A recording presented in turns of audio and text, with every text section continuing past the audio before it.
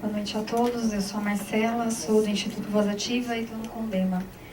Em primeiro lugar, eu queria falar sobre o OP, que eu acho que é um problema o OP não estar institucionalizado, porque vira uma política de governo e não uma política de Estado. O problema já começa por aí. Então, se eu quero fazer, eu faço, se eu não quero fazer, eu não faço.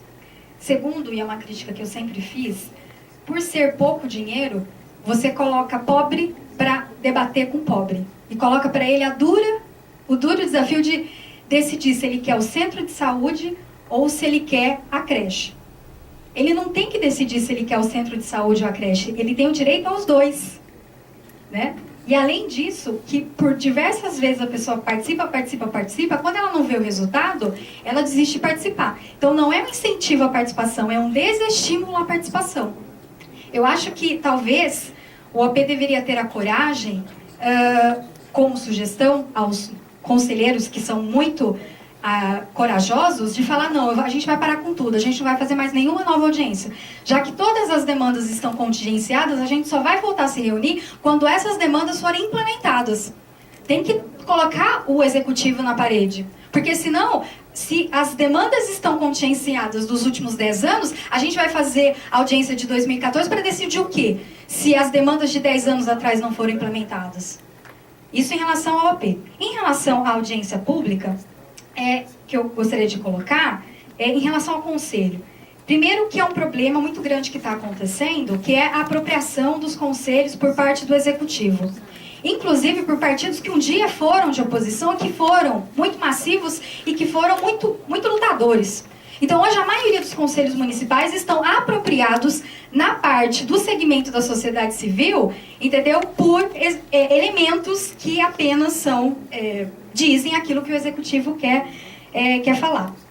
Em relação à audiência pública, há um grande problema na lei orgânica do município de Campinas, que ela, por um lado, ela é extremamente avançada, mas, por outro lado, ela é extremamente conservadora.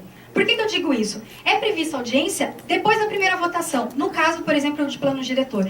E é um absurdo, porque se, por exemplo, o plano diretor não prevê que o conselho, por exemplo, o Condema dê o seu posicionamento, mas já passou a legalidade. Então, como que eu vou questionar a legalidade se na lei orgânica do município prevê que a audiência só vai acontecer na segunda votação?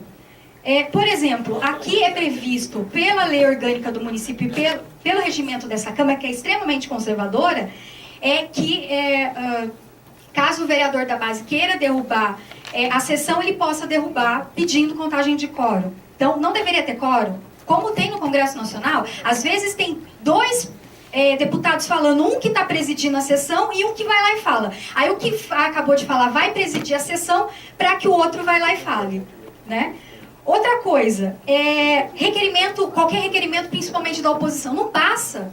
Não passa porque você tem que se subordinar à maioria, que a maioria entendeu? Da base. Entendeu? Então, assim, a lei orgânica do município, que, por um lado, é muito avançada, mas o regimento interno dessa casa é extremamente conservador. Quando eu era vereadora, um dos projetos de lei que eu propus era de formação em cidadania obrigatória para a educação fundamental e o EJA. Não passou nessa casa. E não passou porque a maioria dos vereadores são da base. Aí a gente cai numa outra discussão e com isso eu concluo. Não dá para falar de participação popular efetiva enquanto a gente tiver cargo comissionado que compra vereador, compra base de sustentação, porque é isso que acontece não só nessa casa, mas aqui, na Lesp, no Congresso Nacional, seja no Senado, né? Aí eles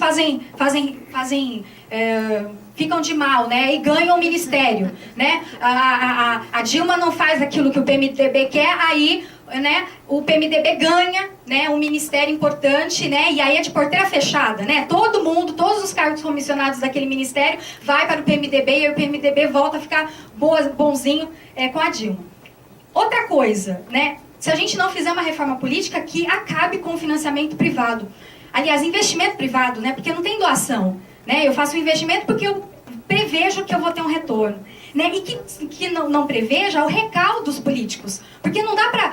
ele fez uma coisa errada aqui e daqui 2 anos a população vai decidir. A população nem vai mais lembrar, ainda mais com tanto dinheiro, né, de compra de voto que a gente sabe que acontece no nosso país.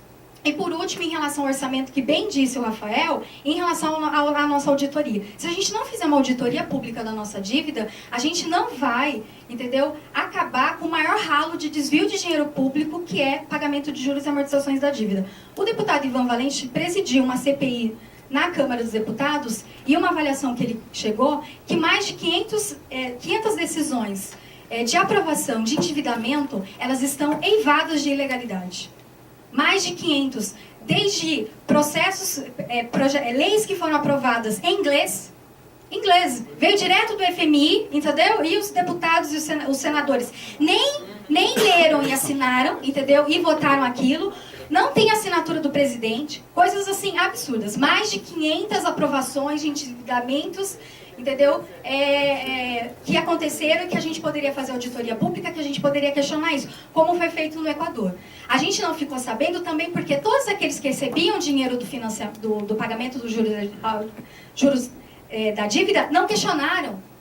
Eles reconheceram aquela auditoria. Então foi um dos motivos da gente não ficar sabendo, porque os bancos não questionaram a decisão soberana daquele país.